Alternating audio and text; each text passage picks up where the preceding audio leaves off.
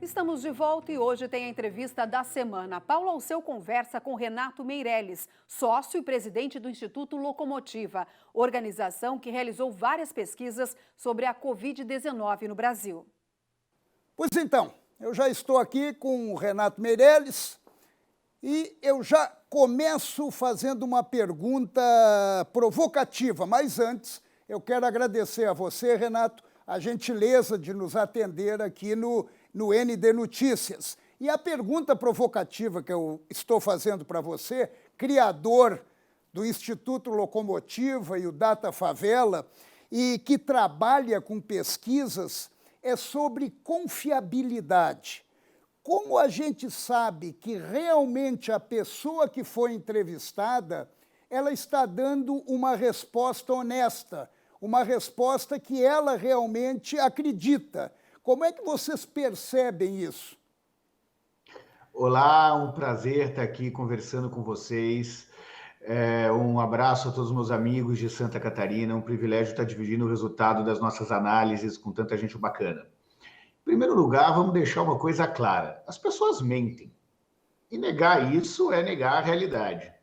Um bom trabalho de análise de pesquisa não considera um único levantamento e tenta diferenciar aquilo que as pessoas dizem que fazem, pensam que fazem, do que realmente fazem. E para conseguir isso, a gente tem várias perguntas que, por exemplo, nos permitem entender respostas contraditórias. Agora, em defesa da pesquisa, eu digo o seguinte, muitas vezes, mesmo quando nós respondemos querendo dizer a verdade, nós não temos certeza da resposta que nós estamos dando. Foram 17 pesquisas, né, Meirelles? 17 pesquisas desde março, quando começou a pandemia, até hoje. Nessas pesquisas, o que mais lhe chamou a atenção? Olha, somando as 17 pesquisas do 27, Instituto Locomotiva, desculpe, as 10 pesquisas do 27. Data Favela, a gente chega a 27 pesquisas. E talvez a grande fake news que foi desmontada através dessas pesquisas é que o Covid-19 era um vírus democrático, era um vírus que atingia da mesma forma pobres e ricos. Ficou muito claro, através dos nossos levantamentos, que se é verdade que pobres e ricos podem morrer de coronavírus, não é verdade que os anticorpos sociais de um país desigual como o nosso são os mesmos entre quem pertence à classe A e quem pertence às classes C e D. As maneiras que existem de se proteger contra o coronavírus é muito diferente entre os mais pobres e os mais ricos. E não que o Covid tenha inventado a desigualdade no Brasil, ele apenas jogou luz a uma realidade que já existia, mas passou a ter ares trágicos nesse momento de pandemia. A situação da exclusão social, da desigualdade social. As pesquisas conseguiram captar essa realidade do pós-pandemia? Qual vai ser o quadro no Brasil? Olha, não está claro do para onde vamos. O que está claro é que não voltaremos a ser o que era antes. O que cai entre nós é uma boa notícia, já que foi o Brasil que tínhamos antes que nos trouxe até essa situação de desigualdade. Então, esperamos mesmo que a gente não volte a repetir os erros do passado. Mas, na prática, a gente teve um processo de aceleração da vida digital dos brasileiros. Não apenas no consumo, mas na geração de renda. Imagina que hoje no Brasil nós temos 21 milhões de brasileiros que ganham algum tipo de renda através de um aplicativo, por exemplo. A internet passou a ser não apenas uma fonte de pesquisa de preço e de compra, mas principalmente uma fonte que contribui muito para a geração de renda dos brasileiros. Agora, Renato, aqui em Santa Catarina nós temos um tripé: tecnologia, agronegócio e turismo. Eu vou começar pelo turismo.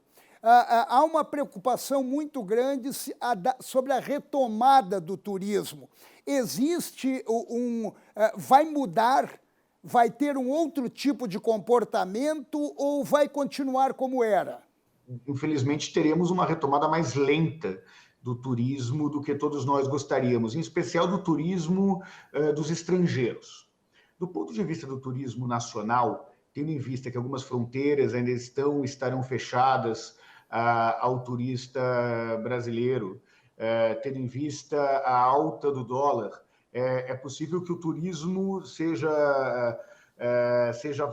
o turismo nacional ganhe importância nesse novo contexto, pelo menos no primeiro ano pós-pandemia, ou seja, a partir desse verão. A gente vê também um modelo de turismo onde as proteções sanitárias exigidas pelo viajante passam a fazer parte dos critérios de escolha sobre que hotel ele vai ficar, que casa ele vai se hospedar ou o restaurante onde ele irá fazer as suas refeições durante a viagem junto com a sua família.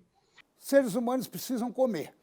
O agronegócio acabou sobrevivendo e muito bem a essa situação toda. E a tendência natural é aumentar ainda mais. E daí nós nos debatemos agora, ou melhor, nós acabamos vivenciando agora uma situação bem estranha, né? O apelo da exportação para vender mais e o aumento de preço aqui dentro. É uma tendência? Olha, o agronegócio foi responsável, talvez o grande responsável pelo Brasil não ter quebrado durante o processo da pandemia. A questão é que, além de ser um elemento importante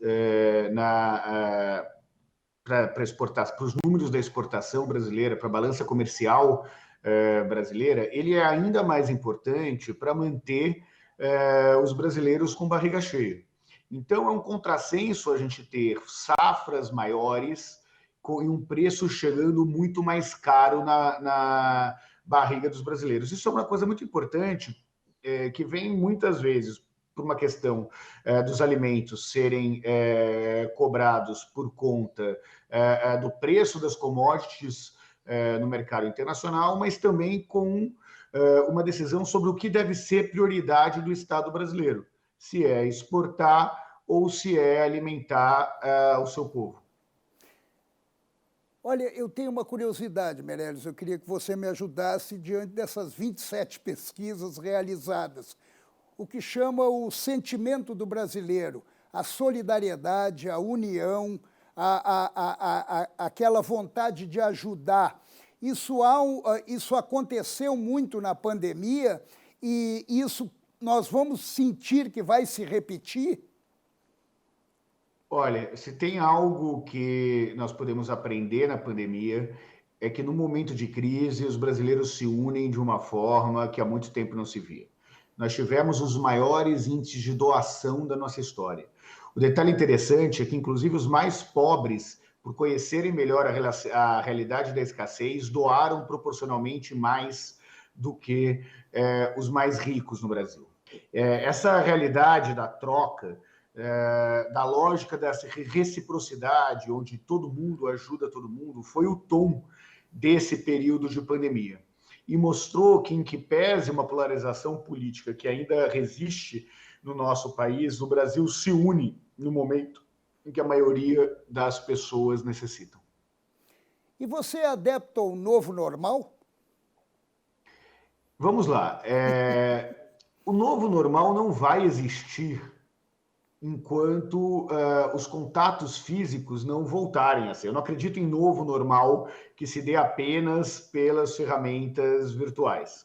Essa preocupação com a saúde, com o olhar do outro, passa a estar cada vez mais presente no dia a dia dos brasileiros. Fora isso, graças aos processos de aceleração digital que nós já conversamos, as relações de consumo, por exemplo, se darão de uma forma muito mais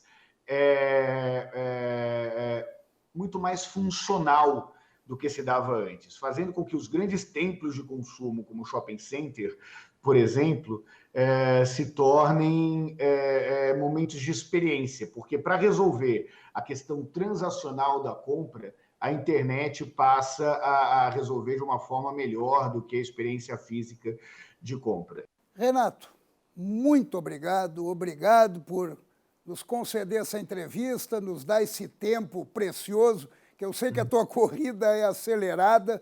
Obrigado mesmo e a gente vai ficando por aqui. Olha, um prazer enorme é dividir com vocês os resultados dos nossos estudos. Eu espero ver vocês pessoalmente. Amo o estado de Santa Catarina e, apesar dessa tragédia toda, acho que tem um lado positivo que nós saímos disso. E para entender esse lado positivo, é preciso voltar para as nossas aulas de história. Não vamos esquecer que depois da peste negra veio o iluminismo.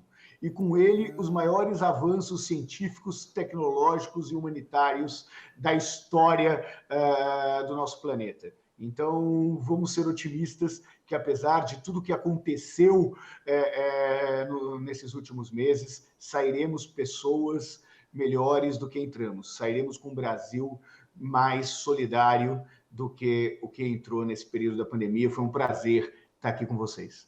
O prazer foi todo nosso. Seguindo o que o Meirelles falou, show pessimismo. Vamos seguir o caminho do otimismo.